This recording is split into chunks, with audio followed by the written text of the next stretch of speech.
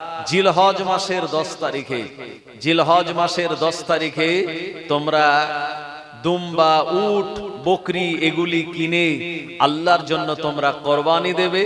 এই দিনটা হলো ঈদুল আজহা। আমি তোমাদের জন্য দুটি উৎসব এটা চালু করে দিলাম।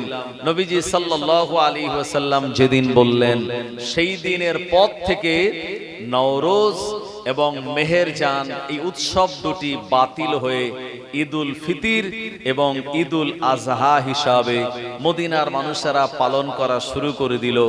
ইনশাআল্লাহ এটা কিয়ামত পর্যন্ত চলবে। জোরে বলুন সুবহানাল্লাহ। আমার ভাইজানেরা, জওয়ানেরা, যুবকেরা, এই ঈদুল ফিতর এটা হলো আনন্দের দিন মুসলমানের। সারা বছরে 5টা দিন রোজা রাখা হলো হারাম। যদি আপনি গত শুক্রবারে রোজা না রাখতেন তাহলে ফরজ রোজা আদায় না করার গুনাহ হতো। আর কেউ যদি ঈদের দিনে রোজা রাখে তাহলে তার গুনাহ হবে রোজা রাখার জন্য, কারণ ঈদের দিন রোজা রাখা হারাম। সারা বছরে 5 দিন রোজা রাখা হারাম। দুটো ঈদের দিন এবং বকরা ঈদের, ঈদুল আজহার, কোরবানি ঈদের আরো পরে 3 দিন রোজা রাখা শরীয়ত আমাদের জন্য হারাম করে দিয়েছেন। আমার ভাইজানেরা, জওয়ানেরা, যুবকেরা, ওমরে ফারুক রাদিয়াল্লাহু আনহু এই ঈদুল ফিতরের দিনে তিনি তানার ঘরে বসে কান্নাকাটি করছিলেন, তানার চোখ দিয়ে পানি পড়ছিলেন। আল্লাহ নবী সাহাবীরা বললেন, আসসালামু আলাইকা ইয়া আমিরাল মুমিনিন। ও নবী সাহাবী ওমর, আজকে ঈদের দিন, খুশির দিন, আজকে আপনি কান্নাকাটি কেন করেন? ওমরে ফারুক রাদিয়াল্লাহু আনহু জবাব দিয়ে বললেন, ও নবীজি, সাহাবীরা, আমি ওমর, আমার কাছে আজকে ঈদের দিন হলেও আমার কাছে এটা প্রকৃত খুশির দিন নয়। আমি ওমর এ কারণে কান্নাকাটি করি, কিয়ামতের মহাময়দানে আল্লাহ পাক আমাদের সবাইকে যখন তুলবেন, কোরআন মাজিদের 30 পারা, সূরার নাম সূরা নাবা, আল্লাহ পাক শুনিয়েছেন, ইয়াউমা ইয়াকুমুর রূহু ওয়াল মালাইকাতু সাফফান লা ইয়াতাকাল্লামুনা ইল্লা মান আযিনা লাহুর রহমানু ওয়া ক্বালা সাওয়াবা।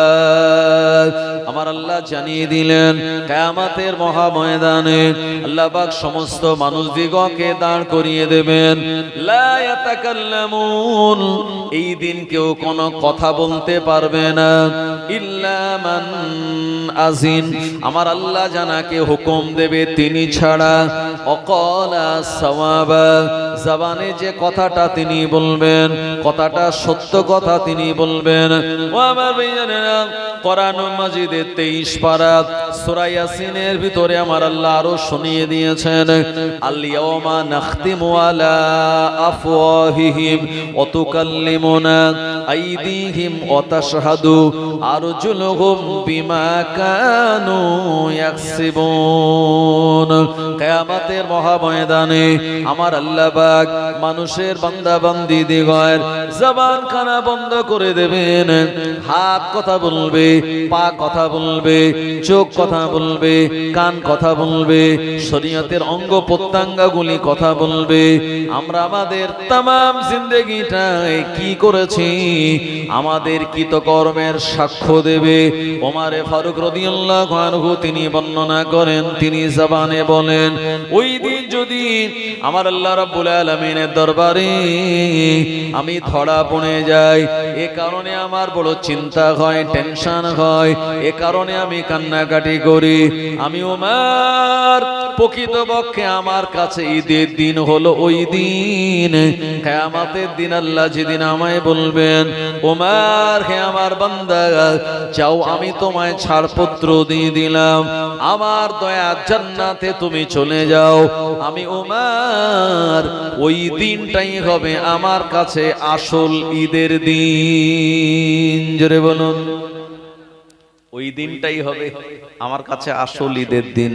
আজকের দিন আমার কাছে ঈদের হলেও আমি এই চিন্তা, টেনশন করছি। ভাই আমাদের পার্শ্ববর্তী যারা কবরে শুয়ে আছেন, ভাই দুনিয়াতে আর তানারা কোনোদিন ফিরে আসবেন না। আমরা তানাদের মাটি দেওয়ার সময় বলেছিলাম, মিনহা খালাকনাকুম ওয়া ফিহা নুঈদুকুম ওয়া মিনহা নুখরিজুকুম তারাতান উখরা। এই মাটি দিয়ে আল্লাহ আমাদেরকে বানিয়েছেন, ওই মাটিতেই আবার আমাদেরকে ফিরিয়ে দেওয়া হবে। আর ওই মাটিতেই ফিরিয়ে দেওয়া হলো, ওয়া মিনহা নুখরিজুকুম তারাতান উখরা। আবার এই মাটি থেকে কিয়ামতের মহাময়দানে আমার আল্লাহ তিনি আমাদের আবার তুলবেন। কথা ঠিক কি না? আল্লাহ আমাদের মাটি দিয়ে বানিয়েছেন না? কোরআন মাজিদের 27 পারা সূরার নাম সূরা রহমান।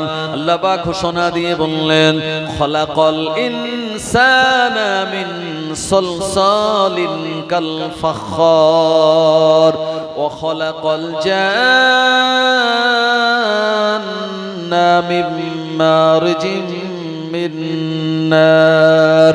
আমি আল্লাহ দুনিয়া জমিনে মানুষকে বানিয়েছি শুকনো মাটি দ্বারা, জিন জাতিদের বানিয়েছি ধোঁয়াবিহীন আগুন দ্বারা। ও আমার ভাইজানেরা, আমরা ইন্তেকাল করলে আমাদের মাটিতে দাফন দেওয়া হয়। জিনেরা ইন্তেকাল করলে আমার ভাইজানেরা তাদের লাশটাকে সমুদ্রের পানির ভিতরে দাফন দিয়ে দেওয়া হয়। ও আমার ভাইজানেরা, বড় বড় পাহাড়ের মাথায় তাদের লাশগুলিকে তারা দাফন দিয়ে দেয়। কারণ মানুষের থেকে জিন জাতিদের আল্লাহ পাক হায়াত অনেক বেশি দিয়েছেন।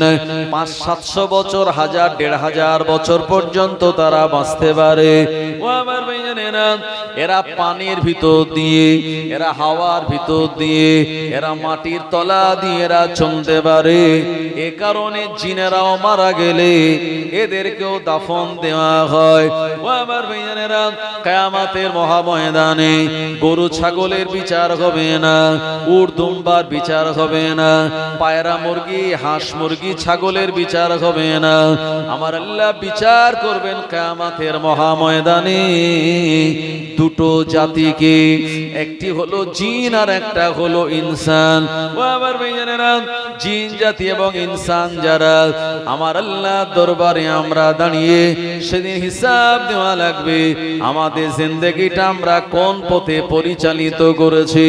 ও আমার ভাইজানেরা, আমার আল্লাহ যদি সেদিন আমাদের আমল নামাটা ফেরেশতাদের মাধ্যমে সামনের দিক থেকে ডান হাতে দিয়ে দেন, ওই ব্যক্তিরা সাকসেস হয়ে যাবে।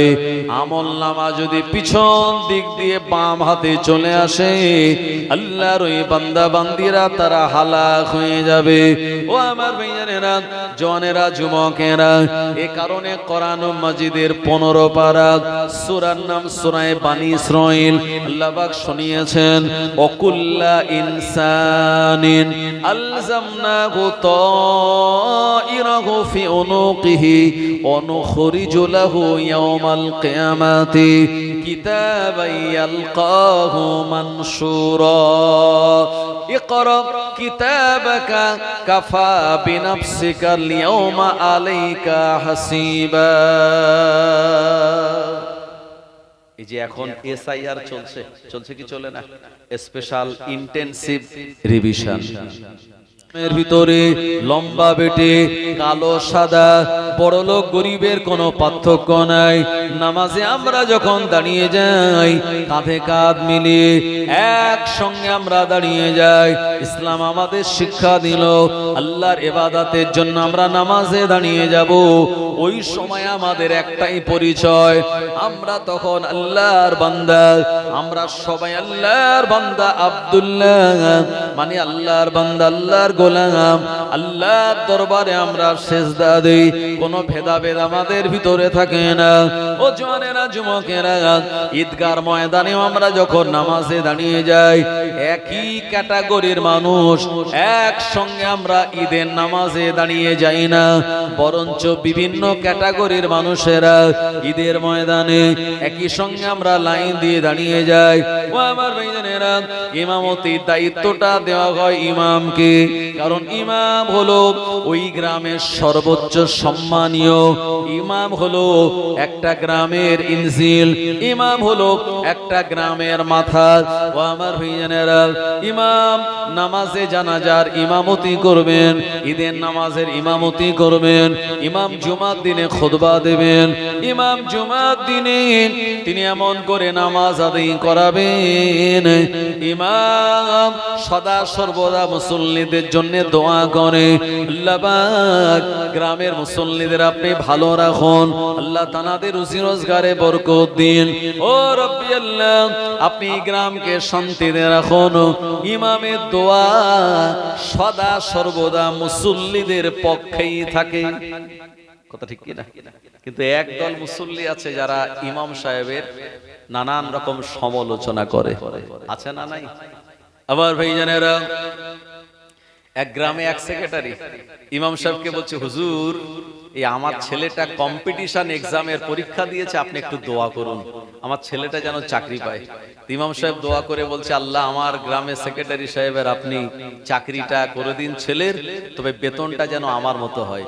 তো সেক্রেটারি বলছে, হুজুর এ কি দোয়া, আপনার মতো বেতন হলে আমার ছেলের সংসার চলবে? ইমাম বলছে, আমার চলে কি করে? তো সেক্রেটারি চিন্তা করলো, না ইমাম সাহেবের বেতন খানিকটা বাড়াতে হবে, পরের মাসে আবার বাড়িয়ে দিয়েছে, বুঝলেন? তো এবারে ঈদের নামাজে যেটা হলো, আমি ঈদের নামাজ পড়িয়েছি যেখানে জুমার নামাজ পড়াই, আমাদের ওখানে ঈদের নামাজ হয়েছে কটার সময় জানেন? সকাল 7টার সময় ঈদগার ময়দানে নামাজে যাওয়া হয়েছে। তো নামাজ 2 রাকাত হয়ে গেছে, তারপরে দেখা গেল ওই খুতবা দেওয়ার সময় আসমান থেকে ঝিরঝির করে পানি নামছে। আর আমাদের এমন ইমানের কমজোর, পানি নামলে আমরা আর কেউ থাকবো না। কথা ঠিক কি না? হাদিস এসেছে মাঝে মাঝে একটু পানিতে ভেজা দরকার। নবীজি বলেছেন তোমরা পানিতে একটু মাঝে মাঝে ভিজবে। তো আল্লাহর রহমতের এই পানি গায়ে লাগলে অনেক রোগ বিপদ আপদ আল্লাহ দূর করে দেন। আমাদের যখন এই শরীরে নানান রকম ধুলোবালি নাক দিয়ে প্রবেশ করে, তখন আমাদের হাঁচি হয়, হাঁচির মাধ্যমে জীবাণুগুলো বাইরে বেরিয়ে যায়।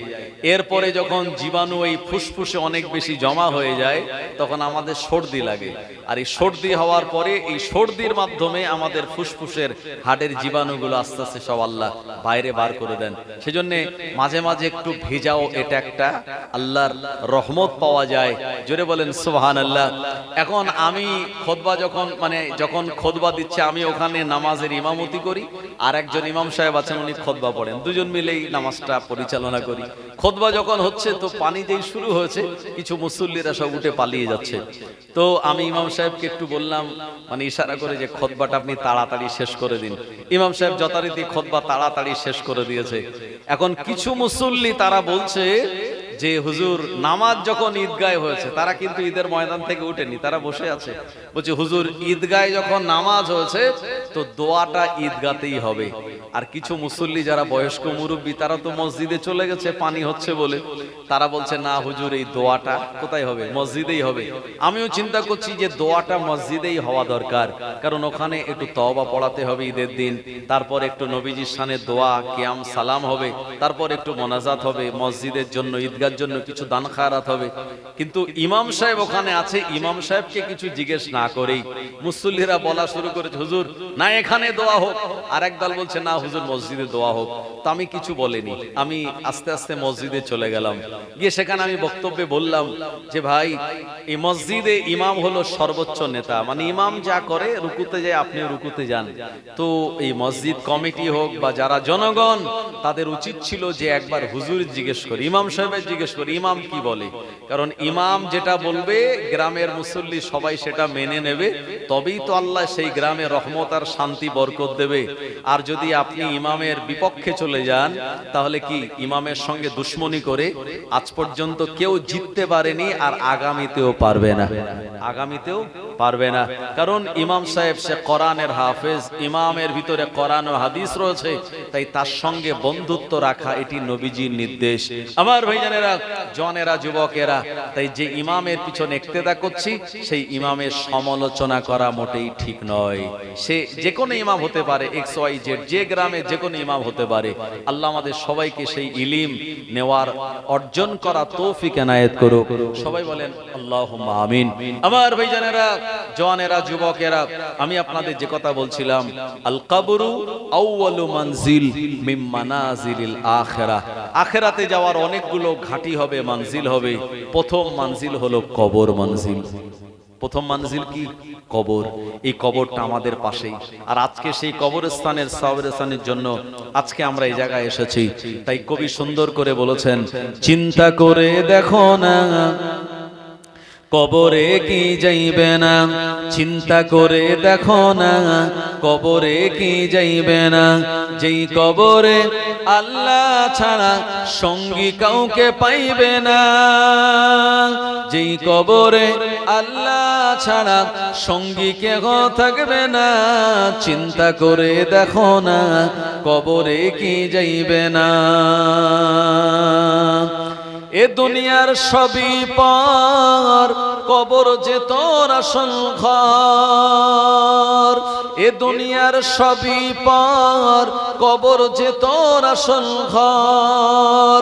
কেমন করে থাকবে তুমি শুধুই মাটির বিছানা। চিন্তা করে দেখো না কবরে কি যাইবে না।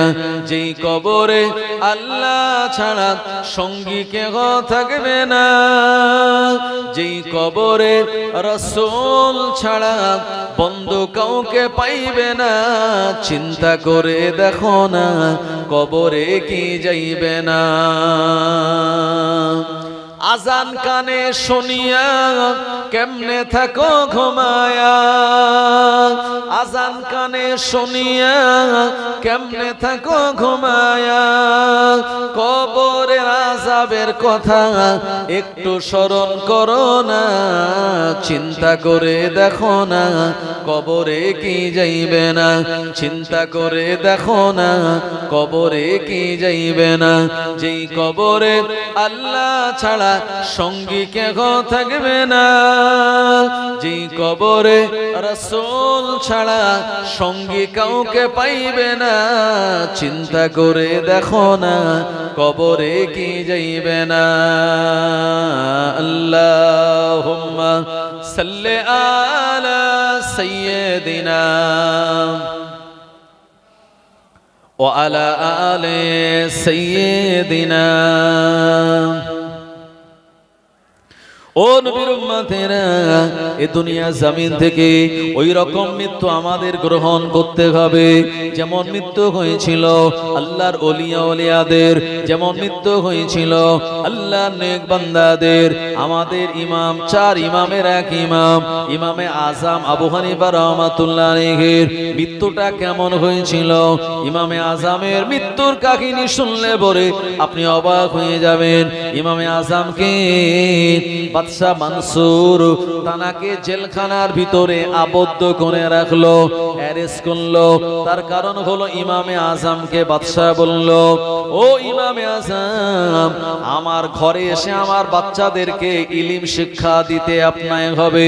ইমামে আজম বললেন, না না না, ইলম হলো দামি জিনিস, ওই দামি ইলম নিয়ে আমি আপনার ঘরে যাব না।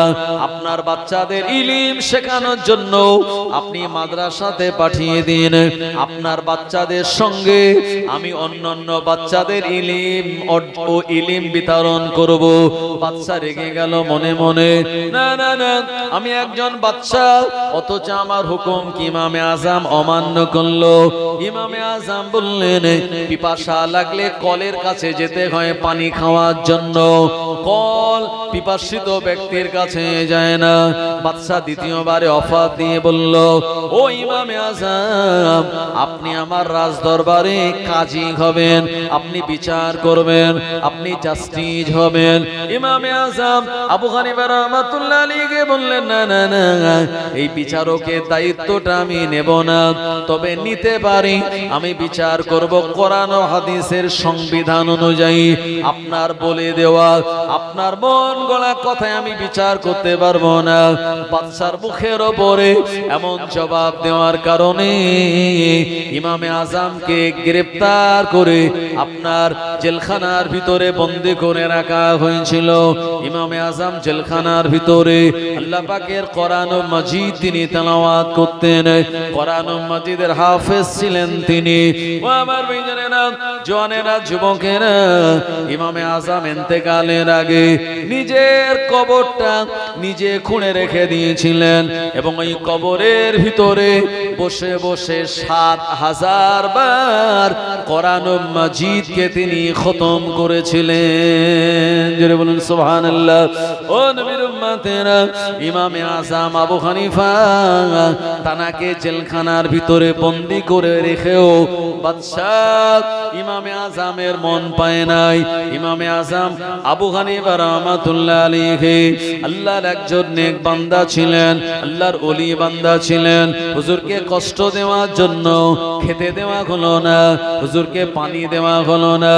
হুজুর আমার পিপাসিত না খাওয়া অবস্থায় রোজা রাখা শুরু করলেন। কারণ ইমামে আযম তার ৭০ বছর জিন্দেগিতে ৩০টা বছর তিনি নফল রোজা আদায় করে কাটিয়েছিলেন। ইমামে আযম যিনি তার লাইফে ৪০টা বছর এশার ওযুতে ফজরের নামাজ পড়েছিলেন, মানে ৪০ বছর রাতের বেলা ঘুমান নাই। যিনি পায়ে হেঁটে ৫০ বার ইরাকের কুফার জমিন থেকে আল্লাহর কাবা বাইতুল্লাহতে গিয়ে হজ করেছিলেন। আমার ভাইজানেরা, ইমামে আযমকে খেতে দেওয়া হয় না, পানি দেওয়া হয় না। ইমামে আযম বাদশার কথায় যাতে রাজি হয়, এই কারণে বাদশাহ হারাম খাদ্য এই ইমামে আযমের সামনে দিল।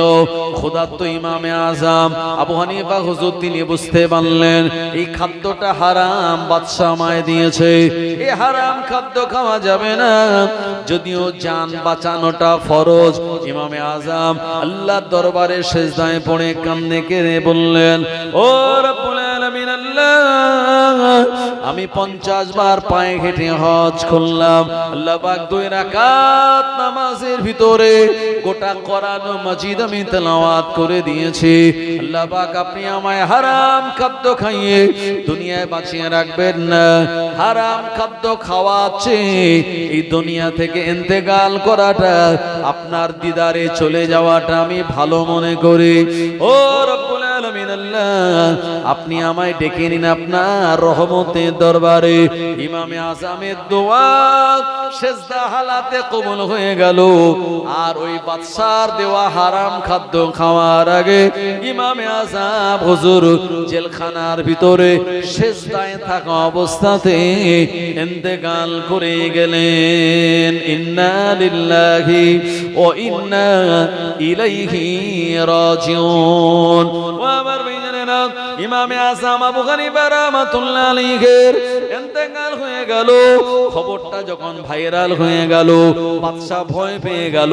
এত বড় একজন আলেমকে জেলখানার ভিতরে রেখে আমার অত্যাচারে সে মারা গেল, দেশের জনগণ আমার বিরুদ্ধে বিদ্রোহ করবে, আমার বিরুদ্ধে বিপ্লব সংগ্রাম করবে। বাদশা বলল দেরি করা যাবে না, তাড়াতাড়ি ইমামে আযমকে দাফন দিয়ে দাও। ইমামে আযম হুজুরকে যখন আর গোসল করিয়ে কাফন পরিয়ে জানাজার ময়দানের দিকে নিয়ে যাওয়া হয়, ইমামে আযমের জানাজায় অসংখ্য খ্রিস্টানেরা উপস্থিত হয়েছিল ইমামে আযমের লাশটা দেখার জন্য। আমার ভাইজানেরা, জানাজার ময়দানে যাওয়ার সময় একজন বুড়ি মহিলা ইমামে আযমের রাস্তাটা আটকে দিল আর বলল, ও ইমামে আযমের লাশ বহনকারী ব্যক্তিরা, একটুখানি তোমরা দাঁড়িয়ে যাও, কিফ কিফ তোমরা দাঁড়িয়ে যাও। জানাজার লাশটা দাঁড়িয়ে গেল। এ সময় ওই মহিলা ইমামে আযমের খাটিয়া লক্ষ্য করে বলেন, হুজুর আমি আপনার কাছে প্রশ্ন করেছিলাম, হুজুর আমার একটা ছাগল আছে, ওই ছাগলের একটা দাড়ি আছে, আপনারও দাড়ি আছে, আপনার দাড়ি আর আমার ছাগলের দাড়িটা একই রকম বলে মনে হয়। আমার জিজ্ঞাসা, আমার প্রশ্ন, হুজুর আমার ছাগলের দাড়ির দাম বেশি না আপনার মুখের দাড়ির দাম বেশি? ইমামে আযম বলেছিলেন, ও বুড়িমা এমন জবাব আমি এখন তোমায় দিতে পারবো না। যেদিন আল্লাহ পাক আমায় ইমানের সঙ্গে মৃত্যু দেবেন, ওই দিন আমি ইমামে আযম আপনার এই জবাবটা দিয়ে দেব। বুড়ি মহিলা বললেন, ও ইমামে আযম, আপনি তার জবাবটা দিয়ে তারপরে জানাজার ময়দানে যাবেন। মানুষরা বললেন, ও বুড়িমা, আপনি কি পাগল হলেন? ইমামে আযম ইন্তেকাল করেছেন, এখন কেমন করে আপনার প্রশ্নের জবাব দেবে? ওই বুড়িটা বললেন, উনি আল্লাহর নেক যদি বান্দা হন, উনি অবশ্যই জবাবখানা দিয়ে দেবেন। ইমামে আযম হুজুরের লাশটাকে নামানো হলো আর মুখের কাপড়টা সরিয়ে দেওয়া হলো। ও আমার মেয়েরা, হুজুরের জীবনের ভিতরে এসেছে আল্লাহর ওলি ইমামে আযম খাটিয়ার ভিতরে শুয়ে শুয়ে বললেন, আল্লাহর বান্দি বুড়িমা, আমি নোমান বিন সাবিত বলি, তোমার ছাগলের দাড়ি থেকে আমি আবু হানিফা, আমার দাড়িটার দাম বেশি, কারণ আমার আল্লাহ পাক আমাকে ইমানের সঙ্গে ইন্তেকাল দিয়েছে। আরো জোরে বলেন সুবহানাল্লাহ। নারে তাকবীর, নারে তাকবীর। খাড়িয়াডোবা গ্রামে কবরবাসীদের সবরসানি উপলক্ষে ইসালে সওয়াব হিজবুল্লাহ আহলে সুন্নাত ওয়াল জামাত সিলসিলায়ে হক মুজাদ্দিদুজ জামান, নারে তাকবীর। আমার ভাইজানেরা, যে খ্রিস্টানগুলো হুজুরের জানাজা দেখার জন্য এসেছিল, হুজুর কাফনের ভিতরে শুয়ে শুয়ে, খাটিয়ার উপরে শুয়ে শুয়ে তিনি যে বুড়িটার কথার জবাব দিয়েছিলেন, এই জায়গায় 500 খ্রিস্টান ইমামে আযমের এই কারামাত দেখে তানারা ইমানের কালমা পড়ে মুসলমান হয়েছিলেন। জোরে বলুন সুবহানাল্লাহ। আর একটু জোরে হবে না? ইন্তেকাল যদি এই রকম ইন্তেকাল হয়, এই ইন্তেকালের দাম আল্লাহর কাছে অনেক বেশি।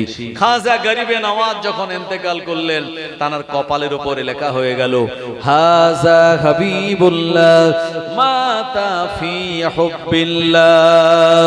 ইনি আল্লাহর দোস্ত, আল্লাহর বন্ধু, আমার আল্লাহর মহব্বতে দুনিয়ার জমিন থেকে বিদায় নিয়েছেন। জোরে হবে না? হাজা হাবিবুল্লাহ মাতা ফি হুব্বিল্লাহ, ইনি আল্লাহর দোস্ত, আল্লাহর বন্ধু, আল্লাহর মহব্বতেই দুনিয়া থেকে বিদায় নিয়েছেন। আল্লাহর ওলি কুতুবউদ্দিন বখতিয়ার কাকি রাহমাতুল্লাহ আলাইহি, জানার স্মরণে দিল্লির কুতুব মিনার। এই কুতুব মিনার দেখেছেন কিনা? কারা কারা দেখেছেন একটু হাত তোলেন তো। দিল্লির কুতুব মিনার মাশাআল্লাহ। এই যে শ্রীরামপুর থেকে আসা আমার শামসুজ্জোয়া ভাই দেখেছে, খাড়িয়াডোবা গ্রামের আমার ওই চাচাজি দেখেছেন দিল্লির কুতুব মিনার। আল্লাহর ওলি কুতুবউদ্দিন বখতিয়ার কাকি রাহমাতুল্লাহ আলাইহি, উনি ইন্তেকালের আগে ওসিয়ত করে গিয়েছিলেন। হাদিসে এসেছে, মানে ফিকার কিতাব এবং সেরাজি নামক একটা কিতাব আছে, আপনারা জানেন ফারায়েজের কিতাব বলা হয়। এই কিতাবে এসেছে মানুষ ইন্তেকাল করার পরে তার উপরে 4টে হক আছে। প্রথম নম্বর হক হলো বেশি কৃপণতা না করে আর অতিরিক্ত খরচ না করে তার দাফন কাফনের ব্যবস্থা করা। দ্বিতীয় নম্বর হক হলো মাইয়েতের যদি ওসিয়ত থাকে, ওসিয়তটাকে পূরণ করা। আমার অমুক জায়গায় মাটি দেবে, আমার জানাজা অমুক পড়বে, এই যে ওসিয়ত, এটা পূর্ণ করা। 3 নম্বর হলো মাইয়েতের যদি দেনা থাকে, তাহলে 1/3 সম্পদের অংশ থেকে দেনা পরিশোধ করে দেওয়া। আর 4র্থ নম্বর হক হলো লিজাকারি মিসলু হাজ্জিল উনসাইন অনুযায়ী আল্লাহ পাক সম্পদ যেভাবে বন্টন করার জন্য বলেছেন, ছেলে যতটা পাবে মেয়ে তার অর্ধেক পাবে। এই লিজাকারি মিসলু হাজ্জিল উনসাইনকে সামনে রেখে সম্পত্তিগুলি ছেলে মেয়েদের ভিতরে বন্টন করে দেওয়া, এটা হলো মৃত ব্যক্তির উপরে হক। আমার ভাইজানেরা, জওয়ানেরা, যুবকেরা, তো আল্লাহর ওলি কুতুবউদ্দিন বখতিয়ার কাকি রাহমাতুল্লাহ আলাইহি ইন্তেকাল করেছেন। আর ইন্তেকাল করার পরে তিনি ইন্তেকাল করার আগেই তিনি বলেছিলেন, আমার জানাজা নামাজে যিনি ইমামতি করবেন তার ভিতরে কয়েকটা ক্যাটাগরি থাকতে হবে, তিনি আমার জানাজা নামাজের ইমাম হবেন। প্রথম নম্বর শর্ত হলো আল্লাহর ওলি কুতুবউদ্দিন বখতিয়ার কাকি রাহমাতুল্লাহ আলাইহি বললেন, আমার নামাজে জানাজা যিনি ইমামতি করবেন ওনার যেন 40টা বছর তাহাজ্জুদের নামাজ কাজা না থাকে। 40 বছর তাহাজ্জুদের নামাজ যেন কাজা না থাকে।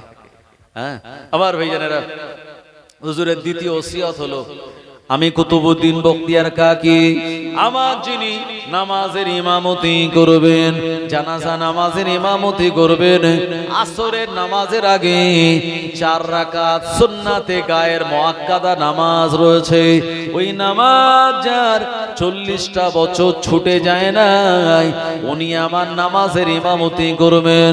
কুতুবউদ্দিন বখতিয়ার কাকি রাহমাতুল্লাহ আলাইহি বললেন 3 নম্বর শর্ত হলো ওই মানুষটা যেন তাকবীরে উলা ছুটে না যায়। তাকবীরে উলা বোঝেন মানে ইমাম আল্লাহু আকবার বলেছেন, এখন সে সানা পড়ছে সুবহানাকা আল্লাহুম্মা ওয়া বিহামদিকা ওয়া তাবারাকা ইসমুকা ওয়া তাআলা জাদ্দুকা ওয়া লা ইলাহা গায়রুক। এই সানা পড়ে তারপরে এবারে তিনি বিসমিল্লাহির রহমানির রহিম বলে আলহামদুলিল্লাহি রাব্বিল আলামিন বলবেন।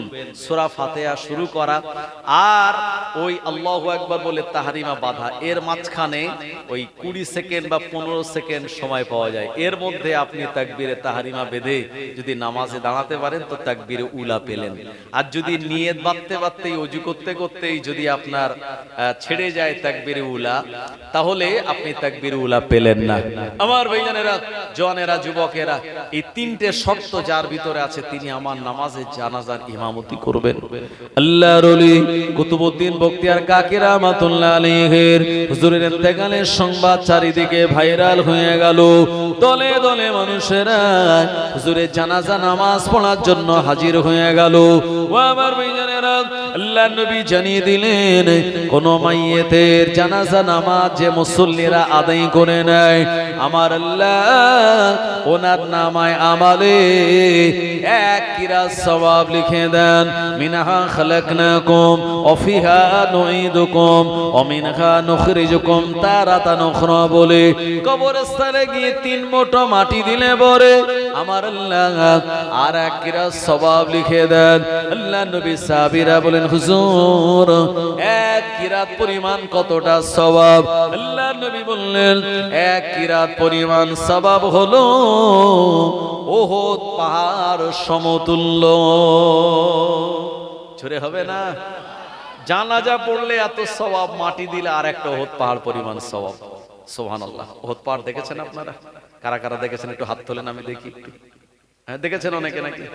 আমি দেখেছি, নিজে দেখেছি, নিজে চোখে। উহুদ পাহাড় এর কালারটা অন্য পাহাড়ের থেকে আলাদা। উহুদ পাহাড়টা হলো 9 মাইল লম্বা, মানে 12 কিলোমিটার। উহুদ পাহাড় হলো 3 মাইল চওড়া। মদিনার মসজিদ নববী শরীফ থেকে বার হলেই উহুদ পাহাড়টা দেখা যাচ্ছে, একদম মদিনার মসজিদের কাছাকাছি। উহুদের ময়দানে নবীজি যুদ্ধ করেছিলেন 625 খ্রিস্টাব্দে 3য় হিজরিতে। নবীজির চাচাজি হযরতে আমিরে হামজা হুজুরকে শহীদ করা হয়েছিল ওই ময়দানে। হিন্দা তানার নাক কান কেটে কলিজা বার করে চিবিয়ে চিবিয়ে খেয়েছিল। নবীজির জন্য উহুদ পাহাড়টা ফাঁকা হয়ে গিয়েছিল, নবীজির আশ্রয়ের জায়গা করে দিয়েছিল। সেই জায়গাটা আজও সেখানে আছে। সুবহানাল্লাহ। এত সওয়াব আল্লাহ তানাদেরকে দেবেন যারা জানাজা নামাজে আসবে। ওই আপনাদের গ্রাম একটু দূরে, মানে একটু হেঁটে যেতে হবে।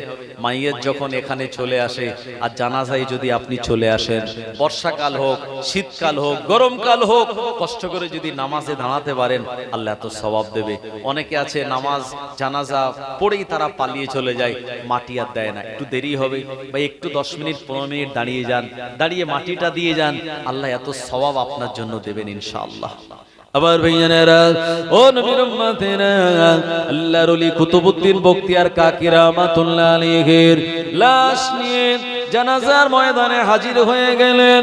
একজন ঘোষণাকারী ঘোষণা করে দিয়ে বলল, কুতুবউদ্দিন বখতিয়ার কাকির নামাজে জানাজা যিনি ইমামতি করবেন ওনার যেন 40 বছর তাহাজ্জুদ কাজা না থাকে, আসরের 4 রাকাত সুন্নাতে গায়ের মুআক্কাদা যেন কাজা না থাকে, তাকবীরে উলা জানা 40 বছর ছুটে যায় নাই, তিনি নামাজে জানাজার ইমামতি করবেন।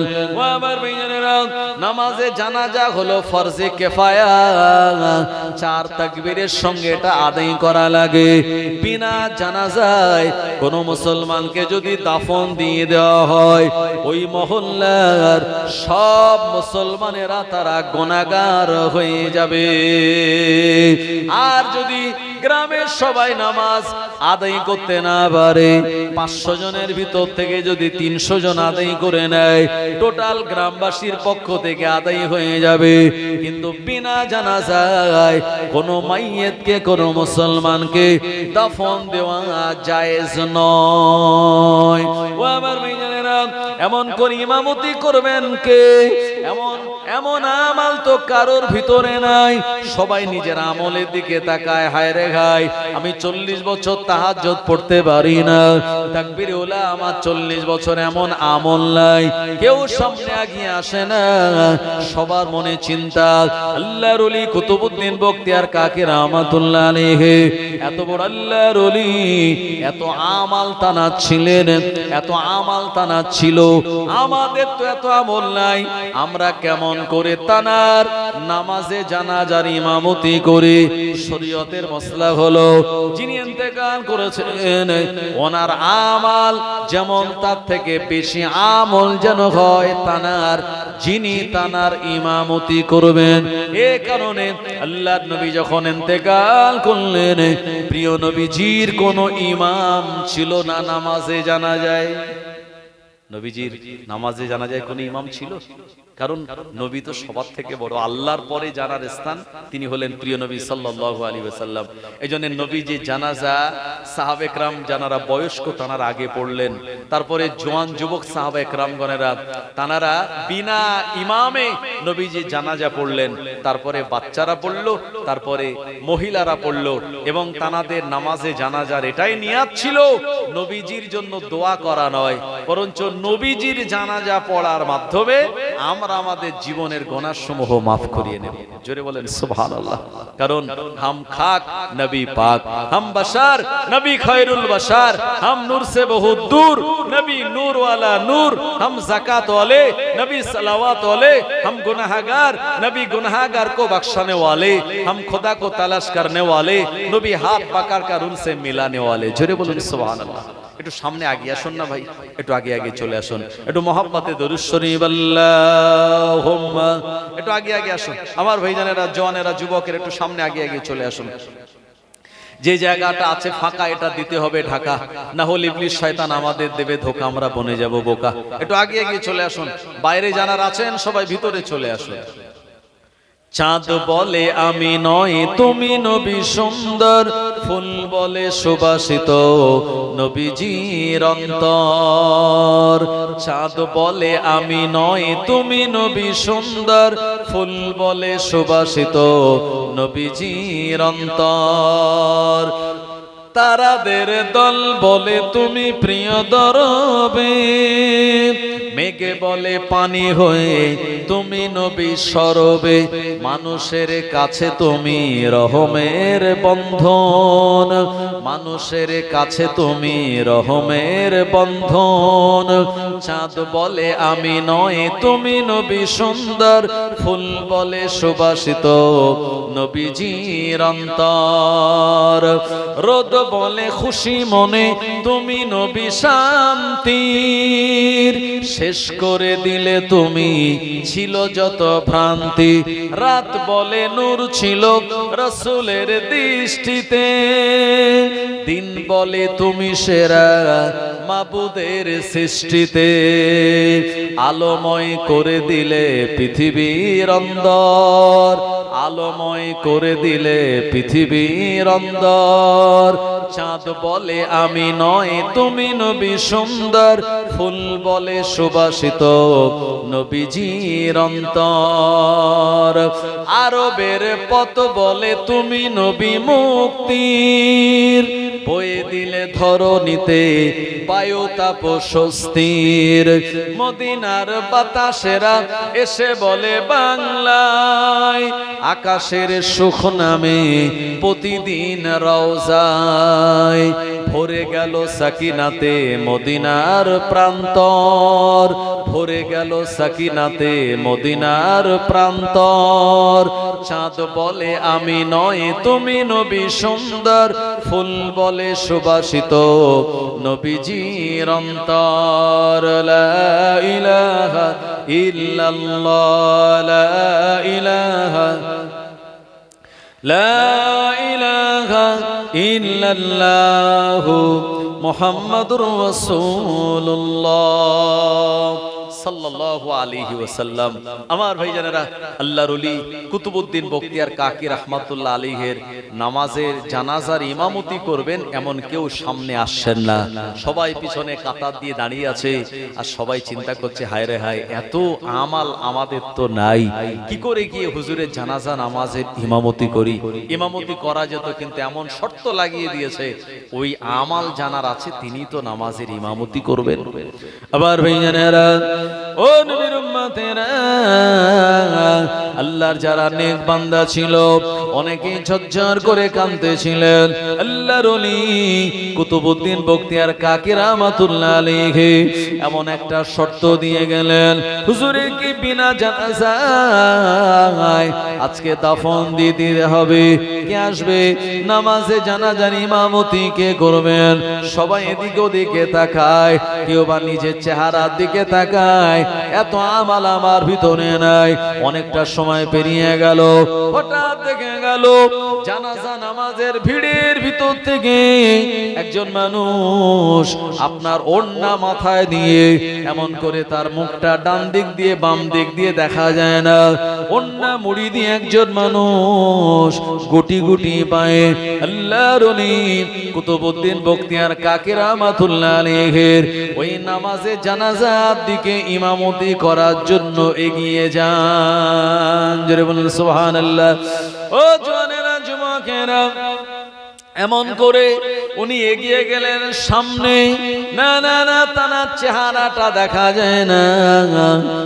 আর জানাজা নামাজের মাইয়েতের সামনে গিয়ে তিনি বললেন, বাবা নিয়াত করে নাও, নাওয়াইতু আন উআদ্দিয়া আরবাআ তাকবীরাতিস সালাতিল জানাজাতি ফরজুল কিফায়া আসসানাউ লিল্লাহি তাআলা ওয়াস সালাতু আলান নবী আদ-দুআউ লিহাযাল মাইয়িত ইক্তাদাইতু বিহাযাল ইমাম মুতাওয়াজ্জিহান ইলা জিহাতিল কাবাতিশ শরীফা। মানুষদেরকে নিয়াত বলে দিয়ে চার তাকবীরের সঙ্গে নামাজে জানাজার ইমামতি করার জন্য তিনি রেডি হয়ে গেলেন। আল্লাহু আকবার। প্রথম তাকবীর হয়ে গেল, মানুষেরা সানা পড়লেন সুবহানাকাল্লাহুম্মা ওয়া বিহামদিকা। জানাজা নামাজে সানার ভিতরে ওয়াজাল্লা সানাউকা এই শব্দটা অতিরিক্ত যোগ করা লাগে। দ্বিতীয় তাকবীর হলো, দ্বিতীয় তাকবীরে আর প্রিয় নবীজির উপরে দরুদ শরীফ। তৃতীয় তাকবীরের পর ওই মাইয়েতের জন্য দোয়া, আল্লাহুম্মা গফির লানা লিহাইয়িনা ওয়া মাইয়িতিনা ওয়া শাহিদিনা ওয়া গায়িবিনা ওয়া সাগীরিনা ওয়া কাবীরিনা ওয়া যাকারিনা ওয়া উনসানা।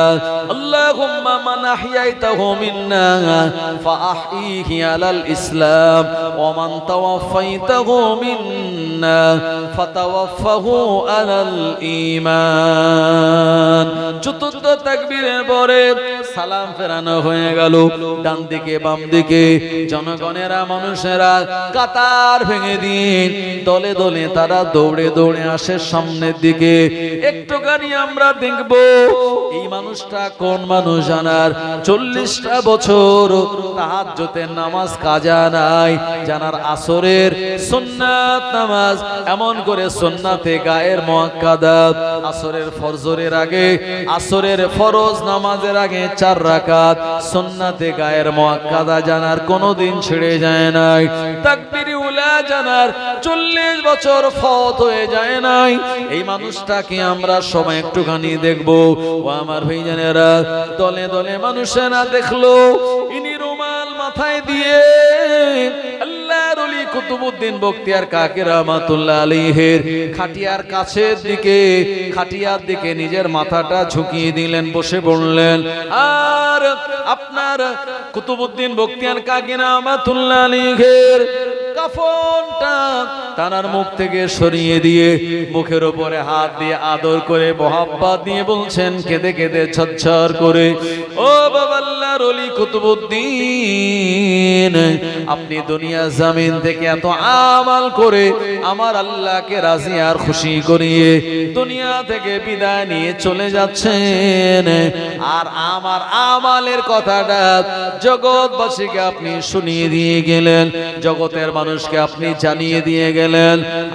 আমি মনে করেছিলাম আমার আমালটা আমি কাউকে জানাবো না, কিন্তু না না না, জানাজা নামাজের আগে, ইন্তেকালের আগে এমন শর্ত আপনি দিয়ে গেলেন, আর বিনা জানাজায় যেহেতু দাফন দেওয়া জায়েজ নয়, এ কারণে আমায় বাধ্য হয়ে গিয়ে সে জানাজা নামাজের ইমামতি করতে হলো। আমার আমালের খবর তো মানুষ জেনে গেল, এ আমালকে আল্লাহ কবুল করবেন এ কথা বলে ঝরঝর করে কাঁদতেছেন। মানুষেরা দেখতে পেলেন উনি কান্নাকাটি করার পর এবারে উনি দাঁড়িয়ে উঠলেন। মানুষেরা তার চেহারা দেখে অবাক হয়ে গেলেন, উনি আর অন্য কেউ নয়, ও জামানার দিল্লি সালতানাতের বাদশাহ শামসুদ্দিন আলতামাস রাহমাতুল্লাহ আলাইহি। আরো জোরে বলেন সুবহানাল্লাহ। ও জওয়ানেরা, যুবকেরা, আল্লাহর ওলি দিল্লির তৎকালীন যুগের বাদশাহ শামসুদ্দিন আলতামাস রাহমাতুল্লাহ আলাইহি একজন আল্লাহর ওলি বান্দা, খাঁটি ওলি বান্দা। আর তানার রাজত্বে, তানার শাসন ব্যবস্থায় কোন মুসলমানেরা, অন্য ধর্মের মানুষেরা না খেয়ে তানারা রাত কাটান নাই। বাদশাও যেমন, জনগণের শান্তিও তেমন, আর বাদশা যেমন হবে জনগণের দুশ্চিন্তাও তেমন বাড়বে। কথা ঠিক কিনা? আজকে যারা দিল্লির গদিতে আছে শুধু মানুষের লাইনে দাঁড় করাচ্ছে, আর শুধু এই প্যান কার্ডের সঙ্গে আধার কার্ড লিঙ্ক করো, ব্যাংকের বইয়ের সঙ্গে আধার লিঙ্ক, ভোটারের সঙ্গে নাম্বার লিঙ্ক, এই লিঙ্ক করতেই আর লাইন দিতেই ব্যস্ত করে রেখেছে আমাদেরকে। কথা ঠিক কিনা?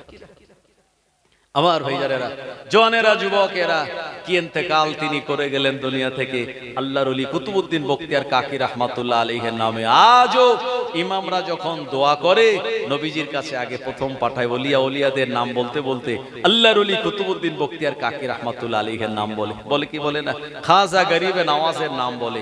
খাজা গরিবে নওয়াজের যিনি ওলি ছিলেন, যিনি পীর ছিলেন, ওনার নাম ছিল উসমান হারুনি রাহমাতুল্লাহ আলাইহি। নাম শুনেছেন না আপনারা? আর আল্লাহর ওলিদের সম্পর্কে আল্লাহ কোরআন মাজিদে শুনিয়েছেন, আলা ইন্না আউলিয়া আল্লাহি লা খাউফুন আলাইহিম ওয়ালা হুম ইয়াহজানুন। আলা মানে খবরদার, ইন্না মানে নিশ্চয়ই, আউলিয়া আল্লাহ নিশ্চয়ই যারা আল্লাহর ওলি বান্দা, লা খাউফুন তানাদের কোনো ভয় নাই, ওয়ালা হুম ইয়াহজানুন এবং জীবনে কোনোদিন তানারা চিন্তিত হন না। জোরে জোরে বলেন সুবহানাল্লাহ। আমার ভাইজানেরা, জওয়ানেরা, যুবকেরা, আল্লাহর ওলি যিনি খাজা গরিবে নওয়াজ, ওনার পীর ছিলেন উসমান হারুনি রাহমাতুল্লাহ আলাইহি। উসমান হারুনি একদিন এশার নামাজ পড়তে পড়তে উনি বললেন, আগামীকাল ফজরের নামাজ বা জামাতের সঙ্গে যারা আমার পিছনে আদায় করবে, আমি উসমান হারুনি বললাম আল্লাহ পাক তাদের সবাইকে জান্নাত দান করে দেবেন। জোরে হবে না সুবহানাল্লাহ? উসমান হারুনি বললেন, আগামীকাল ফজরের নামাজের জামাত আমার পিছনে যারা আদায় করবে আল্লাহ সবাইকে জান্নাত দিয়ে দেবে। তবে শর্ত হলো এই কথাটা যে বলবে সে জাহান্নামে যাবে। এই কথাটা অন্য মানুষকে যে বলবে সে জাহান্নামে যাবে, কিন্তু যারা আমার পিছনে নামাজ পড়বে তারা জান্নাতে চলে যাবে। এত বড় অফার দিয়ে দিল। ও আমার ভাইজানেরা, জওয়ানেরা, যুবকেরা, উসমান হারুনি রাহমাতুল্লাহ আলাইহি এমন কথা বলার পর হুজুরের মুরিদেরা চিন্তা করলো, আজকে রাতের বেলা আর ঘুমানো যাবে না, সারা রাত তাহাজ্জুদের নামাজ পড়ে কাটিয়ে দেব। আজকে সারা রাত আল্লাহ পাকের কোরআন মাজিদ তেলাওয়াত করার মাধ্যমে কাটিয়ে দেব, আল্লাহর জিকির করার মাধ্যমে আজ সারা রাত কাটিয়ে দেব। ফজরের নামাজ কোনোভাবেই কাজা করা যাবে না। দরুদ শরীফ আল্লাহুম্মা সাল্লি আলা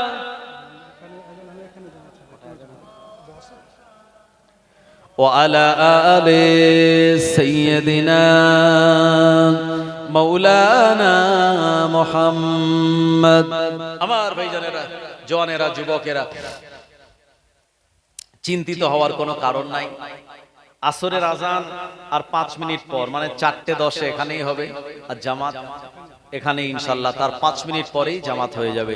তো মোটামুটি আজান যখন শুরু হবে, যাদের অজু নেই আপনার অজু করে আসবেন। তবে এখানে যারা এসেছে সব অজু করে এসেছে আলহামদুলিল্লাহ। কিছু কিছু মানুষের যদি অসুবিধা থাকে তো অজু করে আসবেন।